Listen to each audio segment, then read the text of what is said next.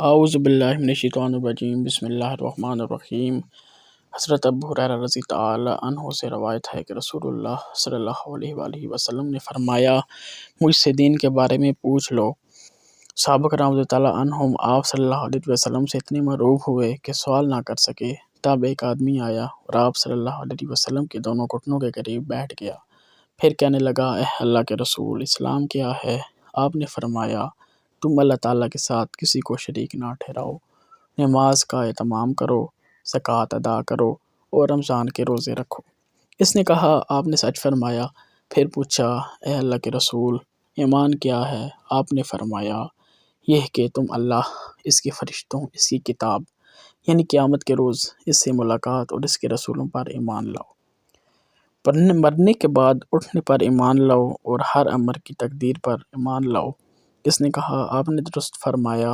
پھر کہنے لگا، اے اللہ کے رسول، احسان کیا ہے؟ آپ نے فرمایا، تم اللہ تعالیٰ سے اس طرح ڈرو گویا تم اسے دیکھ رہے ہو، پھر اگر تم اسے دیکھ نہیں رہے تو وہ یقیناً تمہیں دیکھ رہا ہے۔ اس نے کہا، آپ نے صحیح فرمایا۔ پھر پوچھا، اے اللہ کے رسول، قیامت کب قائم ہوگی؟ آپ نے جواب دیا، جس سے قیامت کے بارے میں پوچھا جا رہا ہے وہ پوچھنے والے سے زیادہ نہیں جانتا، میں تمہیں اس کی علامت بتائے دیتا ہوں۔ جب دیکھو کہ عورت اپنے آقا کو جنم دیتی ہے تو یہ اس کی نشانیوں میں سے ہے، اور جب دیکھو کہ ننگے پاؤں اور ننگے بدن والے، گونگے اور بہرے زمین کے بادشاہ ہیں تو یہ اس کی علامات میں سے ہے، اور جب دیکھو کہ بھیڑ بکریوں کے چرواہے اونچی سے اونچی عمارات بنانے میں باہم مقابلہ کر رہے ہیں تو یہ بھی اس کی نشانیوں میں سے ہے۔ یہ قیامت کا وقوع غیب کی ان 5 چیزوں میں سے ہے جن کو اللہ تعالیٰ نے کے سوا کوئی نہیں جانتا۔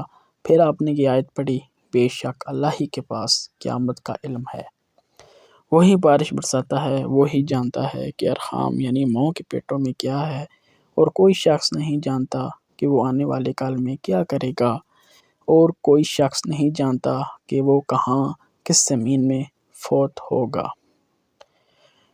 حضرت ابو ہریرہ رضی تعالی عنہ نے کہا، پھر وہ آدمی کھڑا ہو گیا اور چلا گیا تو رسول اللہ صلی اللہ علیہ وسلم نے فرمایا، اسے میرے پاس واپس لاؤ۔ اسے تلاش کیا گیا تو وہ انہیں صحابہ کرام کو نہ ملا۔ رسول اللہ صلی اللہ علیہ وسلم نے فرمایا، یہ جبریل تھے، انہوں نے چاہا کہ تم نہیں پوچھ رہے تو تم دین سیکھ لو، انہوں نے آ کر تمہاری طرف سے سوال کیا۔